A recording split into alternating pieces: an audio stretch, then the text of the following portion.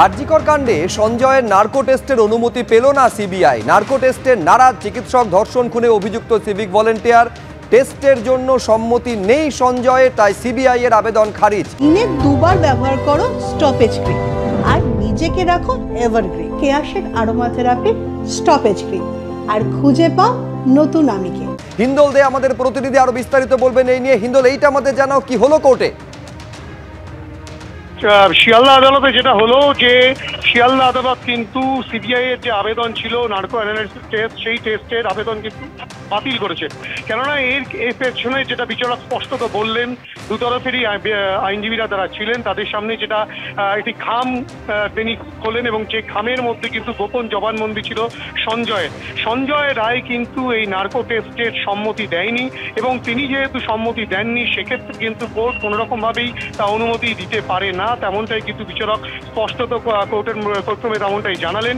এবং সেক্ষেত্রে তিনি এটাও স্পষ্ট করে উল্লেখ করলেন যে সিবিআই যে আবেদন জানিয়েছিল যে পলিগ্রাফ টেস্টের পর তার নার্কো টেস্টের প্রয়োজন রয়েছে এবং সে কারণে তারা নার্কো টেস্টের অনুমতি চাওয়ার জন্য আদালতের দ্বারস্থ হয়েছিলেন। কিন্তু যেহেতু যাকে সেই নার্কো টেস্ট করা হবে অর্থাৎ কিনা সেই সিভিক ভলেন্টিয়ার সঞ্জয় রায়, তিনি যেহেতু সম্মতি দেননি, তিনি অস্বীকার করেছেন সেই নার্কো টেস্টের, স্বাভাবিকভাবেই কোর্টও কিন্তু সেই সম্মতি দিচ্ছে না, অর্থাৎ সিবিআই এর যে আবেদন সেই আবেদনকে নাকচ করলো শিয়ালদা আদালত। ধন্যবাদ হিন্দোল। যারা জুনিয়র চিকিৎসকেরা রয়েছেন, আন্দোলনকারীরা রয়েছেন স্বাস্থ্য ভবনের সামনে, আজকে চতুর্থ দিনে যাদের আন্দোলন পড়লো, বৃষ্টি হয়ে চলেছে, সেই বৃষ্টি মাথায় করেই ধর্ণা চালিয়ে যাচ্ছেন জুনিয়র ডাক্তাররা। পরপর 3টে দিন কেটে গিয়েছে, ভেস্তে গিয়েছে বৈঠক, এখনো অধরা রফা সূত্র, আজকে চতুর্থ দিন। তারপরেও অবস্থানে অনড় রয়েছেন আন্দোলনকারী জুনিয়র চিকিৎসকেরা।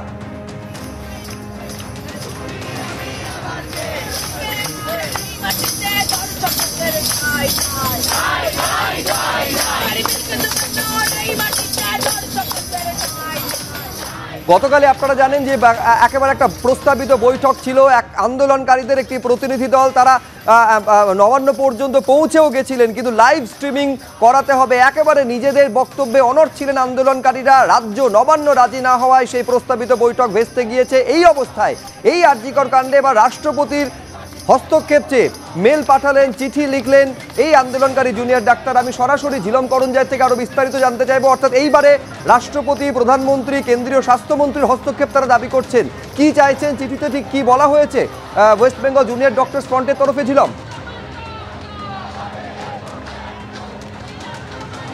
তোমাকে জানিয়ে রাখবো, এই যে চিঠির কথা বলা হচ্ছে, এই চিঠিটি জুনিয়র ডক্টরস ফ্রন্টের পক্ষ থেকে 12ই সেপ্টেম্বর করা হয়েছিল, অর্থাৎ এখানে অবস্থানের অনেক আগে।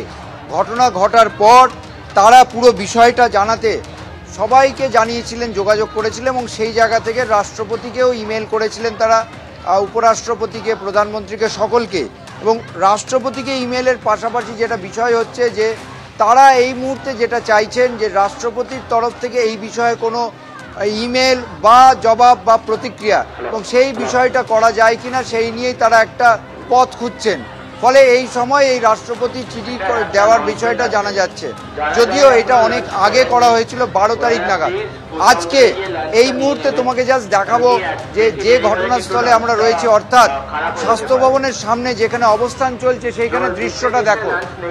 মাঝে মাঝে মুষলধারে বৃষ্টি হচ্ছে, কিন্তু সেই বৃষ্টি উপেক্ষা করে এখানে যারা আন্দোলনকারী তারা থাকছেন এবং তারা এই আন্দোলনের যে ঝাঁজ সেটা কোনোভাবে কমার লক্ষণ দেখা যাচ্ছে না। এবং এই মুহূর্তে জুনিয়র ডাক্তাররা, চিকিৎসকরা, জুনিয়র ডক্টরস ফ্রন্টের তারা ফের একটি বৈঠক করতে বসেছেন। তারা আইনি যে বিভিন্ন জটিলতা থাকতে পারে বা আইনের যে পদক্ষেপগুলো সেই বিষয়গুলো খতিয়ে দেখছেন, অর্থাৎ সুপ্রিম কোর্ট তাদেরকে যে কাজে যোগ দিতে বলেছে সেই নির্দেশ এবং সেই পরামর্শ, সেটার পরিপ্রেক্ষিতে তাদের কি হতে পারে।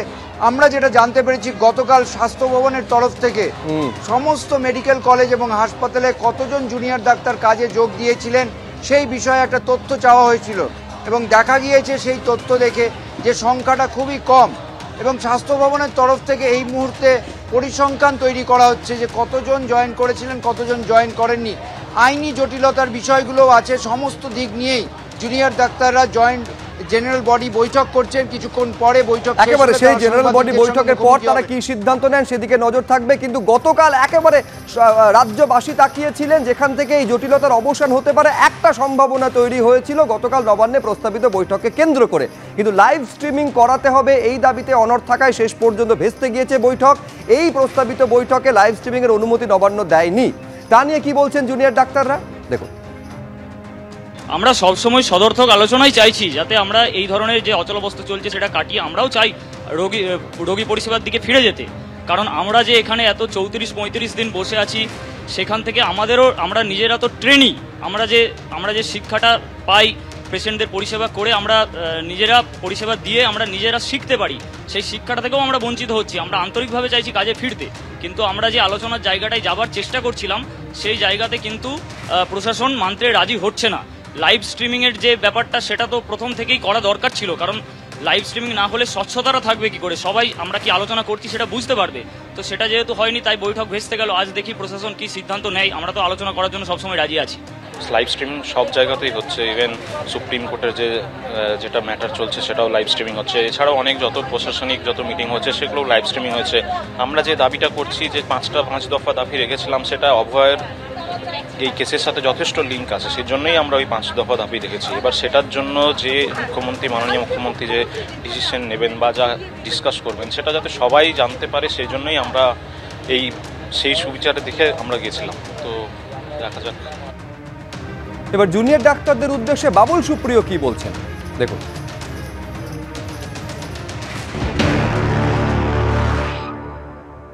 যে ধরনের মানসিকতা আমি কালকে দেখেছি, আমি সেন্টারে মন্ত্রী ছিলাম এত বছর, আমি ফার্মার্স প্রোটেস্ট দেখেছি, আমি শাহিনবাগ দেখেছি, আমি অনেক কিছু দেখেছি, কিন্তু কোথাও আমি তাদেরকে এরকম ডিমান্ড করতে দেখিনি যে আমরা হোম মিনিস্টার বা রাজনাথ সিংজিকে দায়িত্ব দেওয়া হয়েছে, আরও বড় বড় মন্ত্রীরা দায়িত্বে ছিলেন, যে আমাদের পুরোটা লাইভ টেলিকাস্ট করতে হবে, তবেই আমরা কথা বলবো। কেন? আর যদি লাইভ টেলিকাস্ট করার অনুমতি না দিই, তার মানে আপনি কিছু লুকোতে চাইছেন, এটা হয় নাকি? আবার যারা আগামী দিনে ডাক্তার হবে, যারা ডাক্তার অলরেডি হয়েছে, তারা মুখ্যমন্ত্রীকে 2 ঘন্টা বসিয়ে রেখে বাইরে থেকে বেরিয়ে আসবে কেন?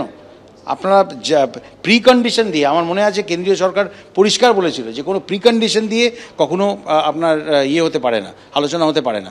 আপনি যা বলতে চান স্বয়ং মুখ্যমন্ত্রী বসে আছে, আপনারা গিয়ে বলুন না।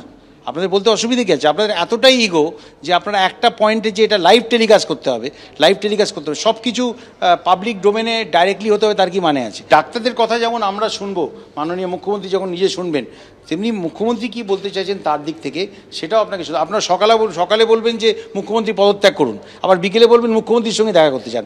এগুলো কোথাও ডাইকটমি হয়ে যাচ্ছে না, একটা দ্বিচারিতা হয়ে যাচ্ছে না?